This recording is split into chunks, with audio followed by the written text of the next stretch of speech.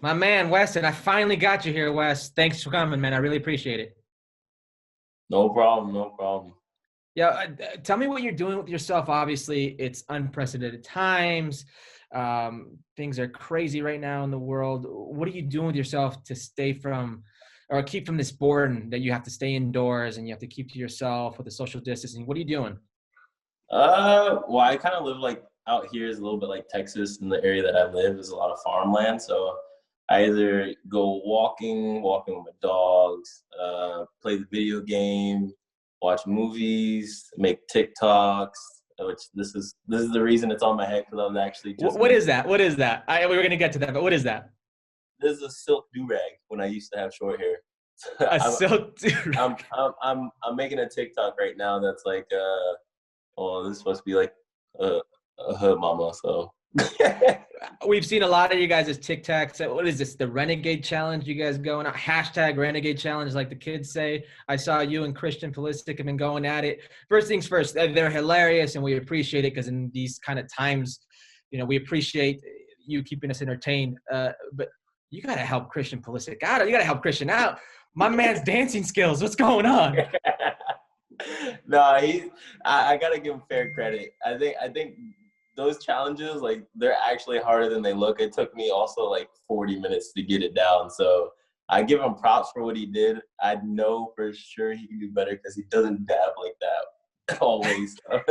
So yeah, he dances pretty good normally. Let's just let the people know that obviously it's not all fun and games. You, Tyler Adams, Christian Pulisic, the three of you got together and you decided to do something good out of this pandemic. You guys are teaming up in it's feedingamerica.org. Explain to us a little bit about what you guys are doing. Yeah, no, we kind of all created a group chat and we wanted to give back, to those in need and in crucial times like these. Many people are losing their jobs. Many people are suffering even more than what they were before. There's always been an issue of hunger, and in times like these, it's even bigger. So we got together and we said, look, this is what we want to do. This is the X amount that we want to donate, and we got it done. And it felt really good to be able to give back. And because of that, I'm also here at Schalke. The elderly people around the area aren't able to go around into the shopping areas, shopping centers to buy food. So I'm also planning on donating here as well as part of the organization with Schalke.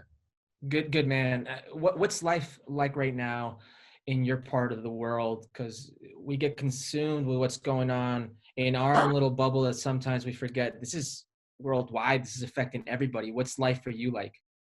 For me right now, I mean, I would say it's kind of similar to many people. I'm staying inside, trying not to be outside as often as possible because, I mean, nobody wants to get the virus.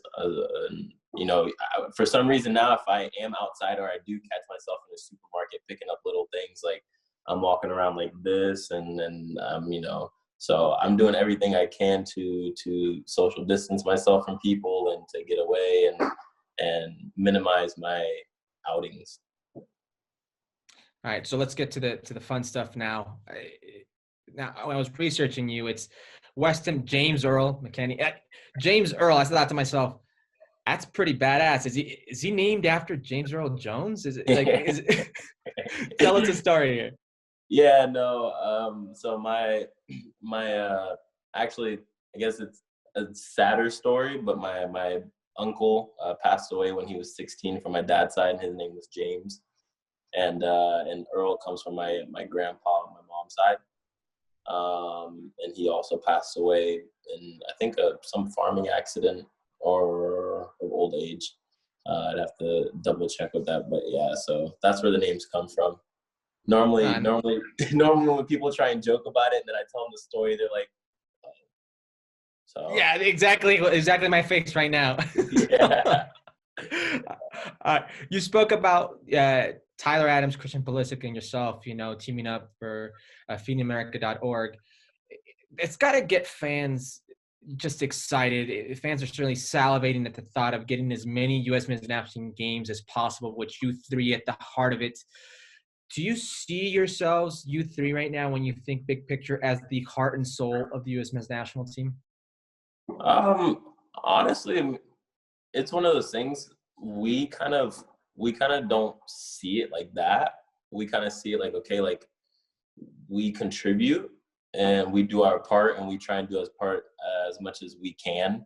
And that's kind of what the outside public is thinking, I guess. And that's what they see it as, like, you know, with the heart. But, you know, honestly, we have so many talented players on the U.S. men's national team, and we have so many players that, you know, the fans don't see what they do behind the scenes as well.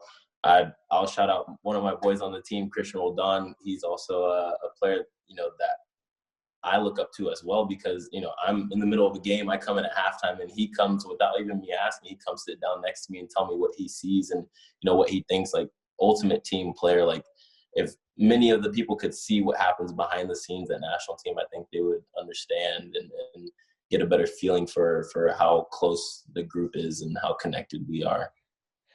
Oftentimes people talk about the U.S. men's national team or think about the U.S. men's national team, and there's a very negative vibe surrounding that. And honestly, to no fault to you or any of the guys who are currently on the team, because a majority of you weren't around for what was that failed 2018 World Cup, does a part of you just wish people would get over it and move on because this is a new U.S. men's national team?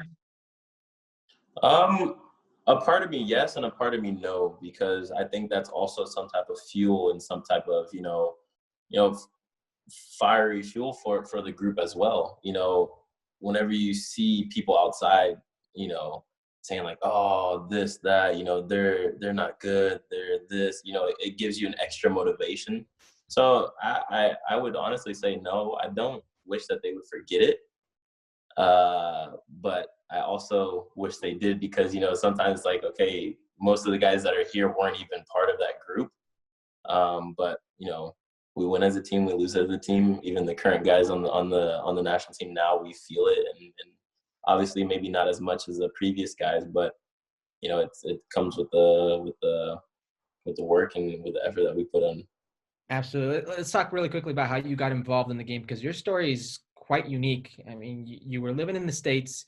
Your dad was in the military, decided to go to Germany. I believe you were 3 years old, or was it 6? 6. You were 6 years old.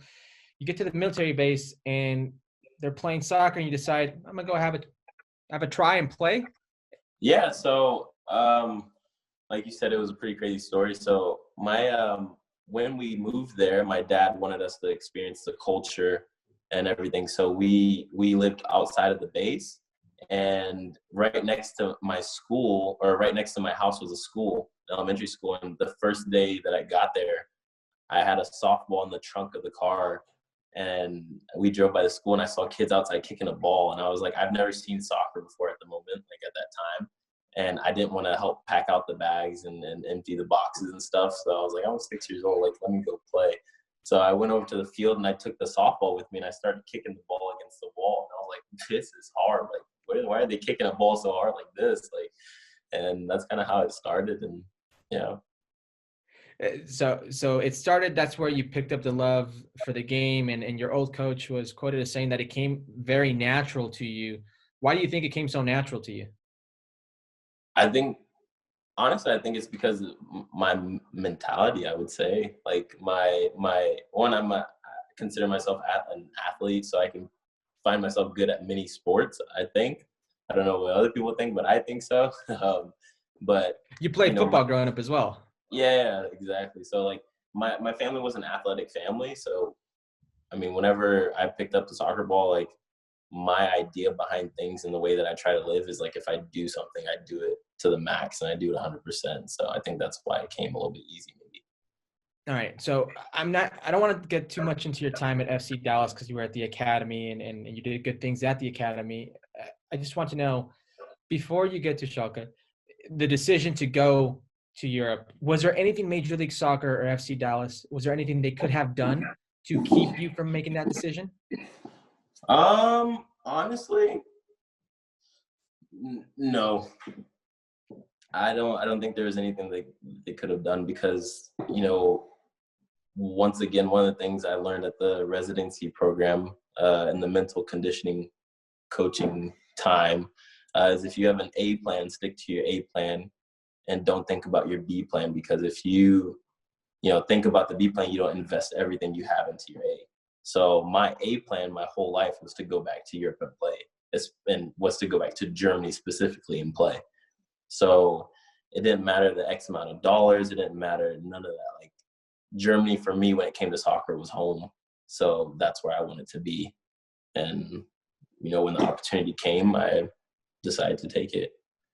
But you're how old when you decide this is the path for me? This is what I want to do for the rest of my life? Because, you're relatively young when you go to Europe. So you said that was already the plan from the time you were at FC Dallas. How old were you when you decided this is what you wanted to do? There's also a story behind that as well. I was 11 years old, and I was playing, football and soccer at the same time at that age.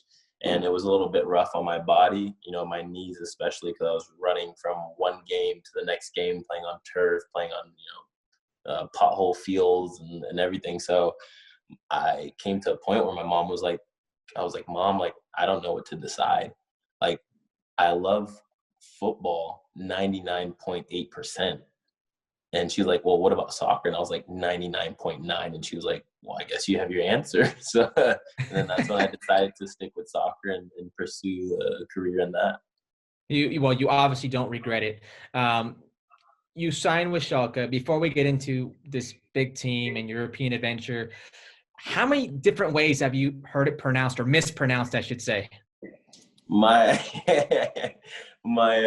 my auntie actually pronounces it pretty funny. I think my mom's side of the family has a way of butchering names or not remembering them so good. She pronounces it Shaki. Shaki. Shaki. Yeah. Shaki. So how would you say? How do the Germans properly pronounce it? They say FC Schalke 04. Repeat that one more time for the people out there. FC Schalke 04. I'm not going to try to repeat that. All right. So you get into, obviously, Schalke's first, you signed a professional contract with them, and I believe you signed, what was it, August of 2016? Yeah. You made your professional first team debut May 2017. I mean, close to a year later. Very quick ascension. What's the process like going from maybe that reserve team to the first team? And what were your first moments like rubbing shoulders or sharpening iron with the best? So for me, it was quite a journey, like you said.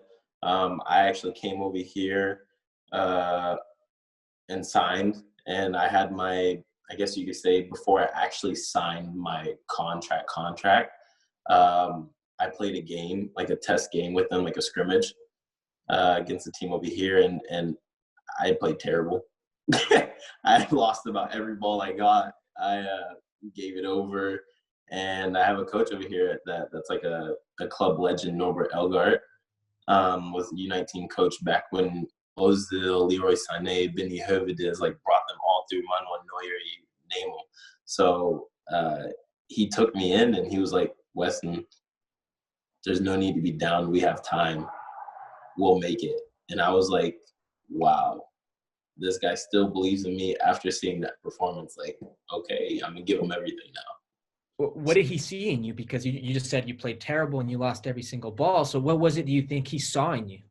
I honestly, I think maybe my fighting mentality, like, even though I did lose the ball so many times, I was still asking for the ball. I was still wanting the ball. I was still going to get it. Like, normally players, if they lose the ball many times, they're like, okay, I don't want to touch the ball anymore. Like, I want to back away. But in that time, like, I was like, give me the ball. Like, if I mess up, I mess up. But, like, I need to show something. So if I mess up this time, I might get it good next time. But that wasn't the case. But yeah, then I made the step to the first team. And yeah, that was another crazy experience for me, rubbing up against Leon Goretzka, Max Meyer, Nabi Bentaleb, and all, like, you name it. At the time, I was like,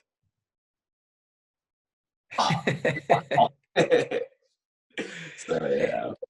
Now, when you get to see this setup up close, obviously you're used to something different. And FC Dallas actually has one of the better youth setups in Major League Soccer, but the jump is astronomical. It's different. And I will quickly explain how when I came from Major League Soccer and I was older, I was 27 years old, to a very technical league like Liga MX, I realized maybe my style of work or how I've been accustomed to work and the things that I worked on were deficient in many ways. I wasn't there technically and sometimes tactically. Did you notice that difference when you made the jump? Yeah, I came over here and I got a headache practically. I came over here and you know, at the U19 level, like you're sitting in video like day before the game for like a cool hour, hour and a half watching video over the team. And you're thinking like, this is U19 level. Like, what is the first team like? I was thinking Exactly. like, is this really what I chose to do? Like, cause I wasn't a big fan of school and like listening. Like, I mean, I listened, I did my part at school, of course, but like I'm active, I'm hyper. So like sitting in one spot for an hour and 30 minutes, like listening to stuff I don't want to listen to really was hard. So I was sitting there like, oh my God, like, these guys are 18 years old and doing an hour and a half video sessions. Like, I can't believe it. And it's every weekend. So it's like, oh God. Well, how did you get used to this? How did you get acclimated to it then? Yeah, I practically forced myself to, once I realized there was no other way out of it. And it was beneficial as well too. I mean, you get to see really how technical and how tactically smart, this league is over here and how, they're prepared. And it's really, honestly, I want to say it's almost a coach's game. Like the tactics that they lay down, you're like, okay, like, Let's explain these tactics. Explain to the viewer right now what the Bundesliga can be for a young professional who's trying to really own his craft. When there's yourself, there's Tyler Adams, Weston McKennie, Josh Sargent. I'm sorry, you are Weston McKennie. Josh Sargent, Christian Pulisic, all these young Americans coming to the Bundesliga. What can the Bundesliga do to really help improve their craft? I think the reason Bundesliga is one of the top leagues in the world and one of the leagues that like many of us are coming to is because, one, they give opportunity.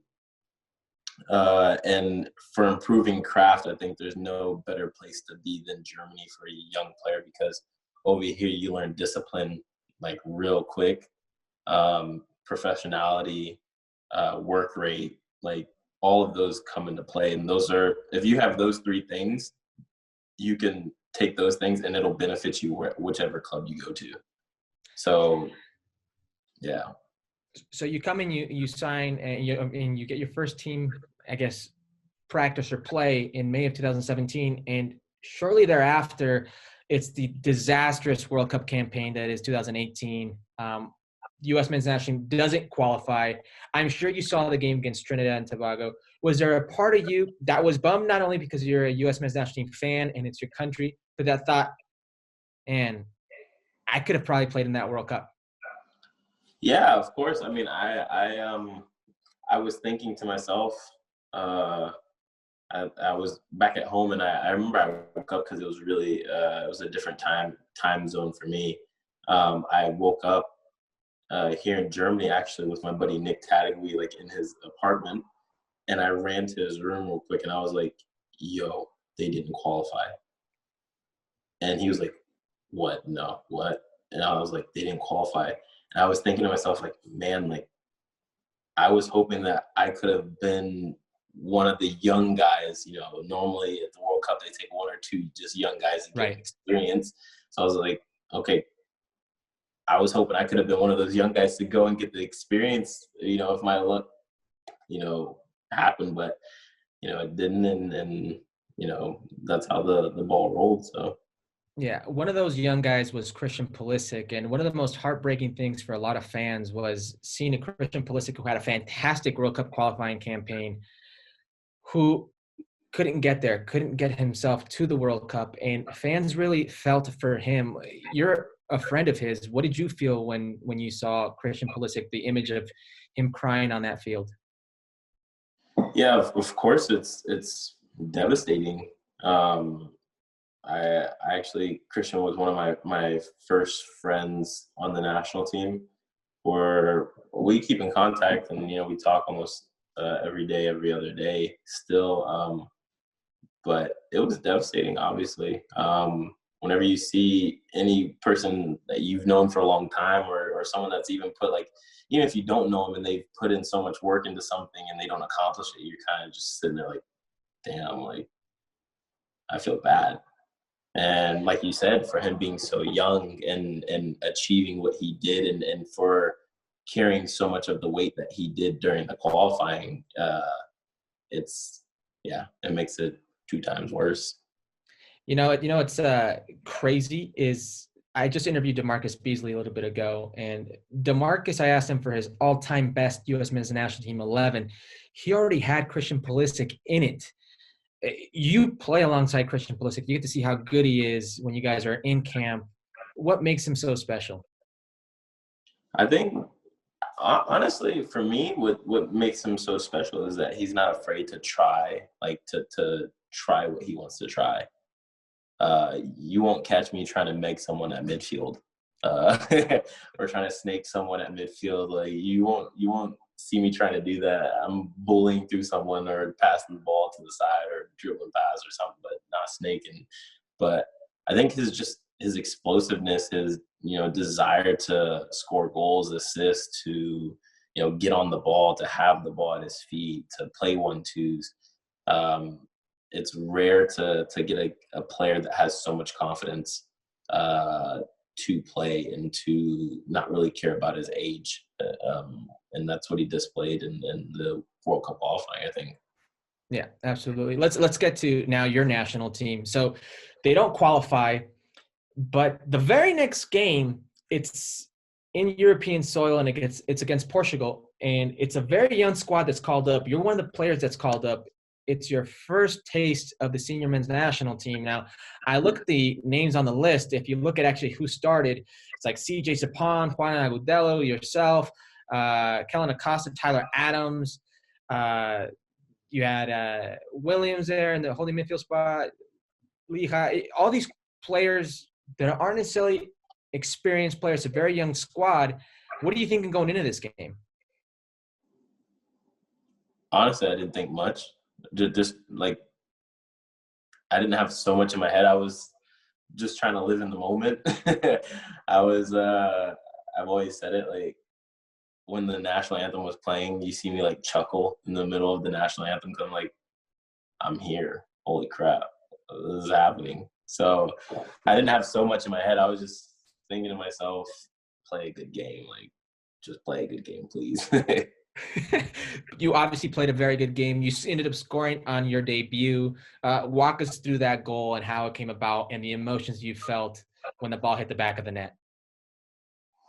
It was actually, I think it was my first professional goal. Wow. If I think about it, it was my first professional goal, because I didn't score with Schalke. I just made my debut with Schalke and then started playing, and yeah, I dipped my shoulder, dropped my shoulder one way, went the other way, and slotted near post. I don't really know how to else to explain it. The feeling after, I'm screaming like, let's go. Like, I don't score often, so I don't know how to celebrate, really. Well, hold on. Don't give me the I don't score often and you hold the record for the fastest hat trick in U.S. men's national team history, bro. Come on. That was I gotta thank the squad for that one, honestly. Don't thank the squad. You scored a hat. Those were tap-ins. You gotta be there. You have to be there. True that. I mean, you said it yourself. You're not known. I don't know why you're saying this, because I watch you play and I compare you, and maybe it's unfair because you're your own player, but I oftentimes watch you play and it reminds me of playing alongside Jermaine Jones or watching Jermaine Jones. Jermaine Jones was such a good two-way player, but didn't necessarily show that tactical discipline at times. Like, you got to let Jermaine Jones hunt. And I watched you, and you're the same way. You got to let Weston be West, and you got to let him track the ball down and win it and play it.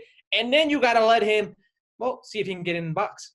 Yeah, that's exactly how I am. I can't just play one position. Like, you can't tell me just play offense or just play defense. Right. For me, it's my best time that I've ever had was playing at the 8 position, where I'm free to come back to get the ball and go forward. Like I said, I may not be the person that scores or assists often, but I feel like I'm good at connecting plays, or just my presence in general in the attack, or my presence in general in the defense is, teams noticed it, or they, I don't know, but I have to be able to just free roam a bit. Like, let me run back 80 yards if I want to, and let me run 80 yards in the box. Does that get you in trouble with maybe coaches that you've had, or are they trying to force you or pin you, to play a certain way? I've had a lot of luck, thankfully, with the coaches that I've had, because they've understood the way I play and my playing style. Of course, like you said, with that strength is also a weakness, and one of my weaknesses is tactically disciplined to stay in one position. And when you get to the higher levels, sometimes that's what's important. You don't need to be the guy to run 80 yards. It's about playing smart. So if you can do the same job running 20 yards versus running 40 yards, you're not going to be looked at different if you just run the 20 and do the same job. So. Absolutely. You played at the same club that Jermaine Jones played in for many years. Does his name come up a lot when people see you play or when they talk about you? Yeah, I think that's where my they compare it, just like you said, they compare my playing style to him as well, as far as when it comes to tackling and going into tackles and bodying people and whatever you want to call it. He was a force. For better or worse, he was an undeniable force on the field, and I definitely see a lot of that in you as well. You now play for David Wagner. He's a very unique coach. Explain to fans, because he's American, explain to American fans that maybe didn't know him before what type of coach he is. He's a very understanding coach. He's a coach that connects really well with his players, understands his players. He was a player himself, so he knows the feeling of, he can kind of sense when someone's tired, or when the team is tired in general, when to give a day off, when we can train more. And tactically wise, he came in, and when we played against, we just came from a season of fighting relegation practically, and he came in and practically gave us I guess you could say. Wait, I'm sorry, what'd you say? Yeah, he came in and practically like we became so accustomed to kicking the ball long and playing forward just to not get scored on defensively, so we wouldn't lose games and we wouldn't play out of the back because we didn't want to risk it towards the end of the last season. And he came in and we played against Bayern, and there was like 6-7 scenes the next day in video after we lost to them that he just showed those 6-7 scenes. Was like, why didn't you guys play out? I understand it's Bayern, but they're players, like, you can play out. Right. Control the ball, turn, play. Control the ball, play. There's no need to kick it. So, right. And you guys were doing this because you were scared of getting relegated. You become accustomed to this, correct? So for the people who aren't used to with promotion relegation, I've played in a league that has relegation, and I've been in a relegation battle. It's not an easy feeling. It's not an easy feeling to train, to play, to go out and be in the town and see the people, the looks, what they say to you. Explain to the people what goes through your head while this is going on. Yeah, it was it's one of those things you have to experience it to realize how much of an impact a community and fans have on you as a player.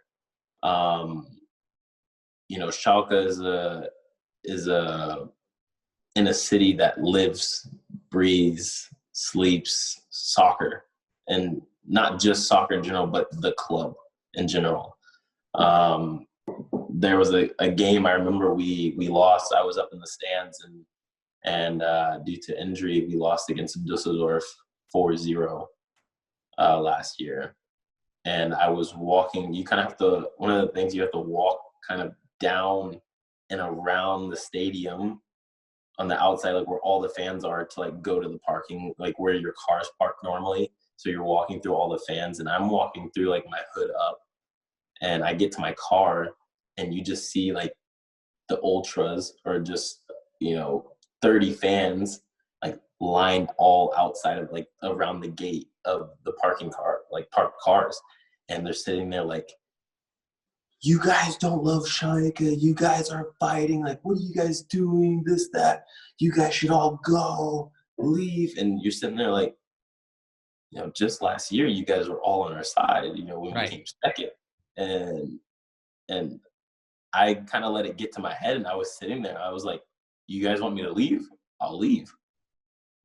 And, there was a guy who was like, no, do you guys know who this is? Weston, he fights, he does this. And it gets to your head a bit, as Right. a player, you don't know how to really handle it if you haven't been through it before.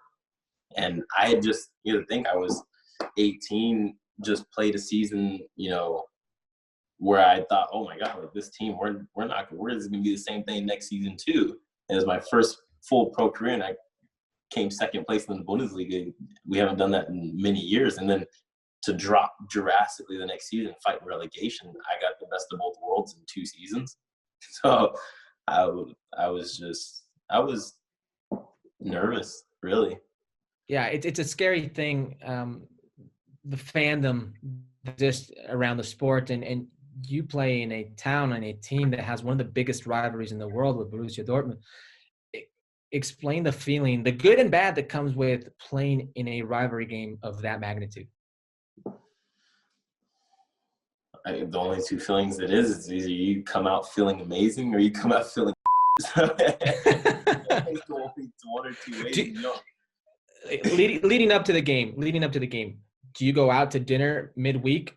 And let's say you lose the game. How long until you come back out of the house? Honestly, depends on how you lose the game. That matters. Yeah, for the fans, that is big.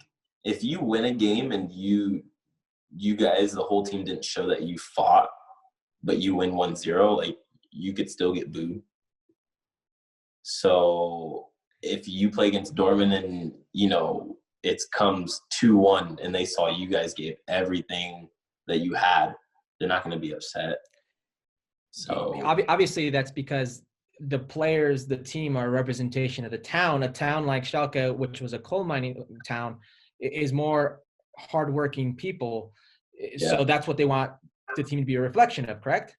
Yeah, exactly. And that's I think that's one of the many reasons why, a player like Jermaine Jones or myself is, really loved at a club like this, and, supported in a club like this, and feels at home at a club like this, is because our style of play kind of matches what the city represents. So that's why I feel at home here, and I'm happy here as well. So, yeah. Do you ever get any stick, maybe from fans, maybe not anything hardcore, but for you and Christian Pulisic being so close and being such good friends and his Borussia Dortmund ties? So we actually got put in Bild Zeitung, which is like Bild, the newspaper over here, like big one, because only Americans know how big Thanksgiving is. And in the 4-4 draw derby that we had the night before, I think, the night before or 2 nights before, we celebrated Thanksgiving together at his place. His family and my family, they were all over for the game. And yeah, that got posted in the newspapers, like Christian Pulisic and Weston McKennie celebrating Thanksgiving 1 day before big BVB S04 derby, like, and you're just like, oh my God. And then I go in the next day, like to go meet up with the team, like, are you serious? Like, what are you doing? Like, there was even one of the guys on my team who told me, like, Pulisic had wrote him and was like, what is Weston doing? What is he doing? Like, This is hard to fathom for a lot of people, because for you it's just, I'm having dinner is what I'm doing. I'm having dinner with a friend is what I'm doing. You're able to separate one and the two, but I'm sure you were taken aback at how serious or how crazy the game is in Europe. I could give you another example. I don't have the board game here. I had a board game that I was playing, and there's yellow pieces, red pieces, blue pieces, and black pieces. And my friend was using the blue pieces, I think. No, green. Green was using green pieces, and I was using the yellow pieces. And I posted the game on my story of me using the yellow pieces, like playing. And you will not believe how many messages I got, like, why are you using the yellow pieces? Scheiß BVB. Like, you can't do that. Like, what are you doing? Like, and I'm thinking, like, it's a board game? Like, I don't ever, I don't think you could catch me in a photo. I've done it one time, and I never did it again. I wore yellow one time. Never again. Never again. Never. Listen, the game is obviously crazy. It's a lot more lax in the States, and that's a big reason why a lot of these foreign stars come to Major League Soccer, is because they get to be normal people. And I'm not saying that's not what happens in Europe, but it's the pressure is different. The attention is different, so they can be more themselves with their family. It's important to a lot of footballers. If we go back really quickly to the U.S. Men's National Team, because I want to concentrate on what you guys actually have going on right now. Mexico is the top team in the region. They've got some very exciting players. And I've argued myself that the pool is deeper for the U.S. Men's National Team. Maybe the team or the results aren't like years past, but amongst all the negative vibes going around or attention going around the U.S. Men's National Team, you see the pool and you see the positives and you can see the growth, correct?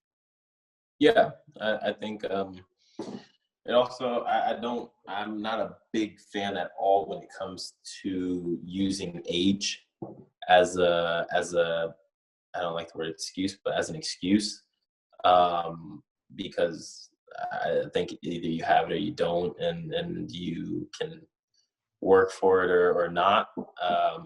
But we do have a relatively young team, and although some of us have been together more often than others, or have known each other more often than others, I think the way that we're trying to play is something that, you know, takes time to you know, synchronize everyone together in that system. And I mean, it's an understandable system as well, but it's one of those systems that you know, you kind of have to be together more often, a bit more often, to get a hold of it, to get the hang of it. And me personally, I think once we're able to do that, and more often that we get in, I think people will start to realize what type of team we actually are and what type of, you know, abilities we have to offer.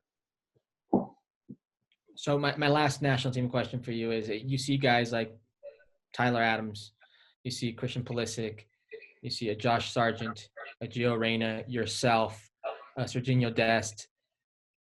What does the U.S. men's national team need to do to not be one of the better teams in the world, but just to overtake their region here in CONCACAF? I think it's a tough question. I think honestly, just it comes from the players a little bit. I mean, we know we have the abilities and we know we have the talent and the pool to do it. But like I said, once we start playing more often together, because, you know, sometimes Tyler's not in for a camp, and then, you know, I'm in for a camp, and Christian's not in for a camp, and maybe this person's not in for a camp. We're not always together. I think me, Tyler, and Christian have maybe played, I could count on one hand, I think, the number of games that we've played on the field together at the same time. So I think a lot of it has to do with building chemistry with everyone. on the field, because off the field it's really good. On the field, I think we can work on it a bit more, but that's what the coaching staff and Greg Berhalter is trying to do at his best of his abilities and with the time and time frames that he's given.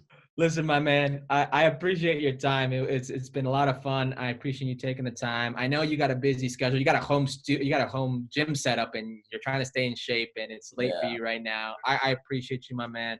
And we'll get back to this later down the road. Good luck with everything. Yeah, thank you. Appreciate it. Anytime.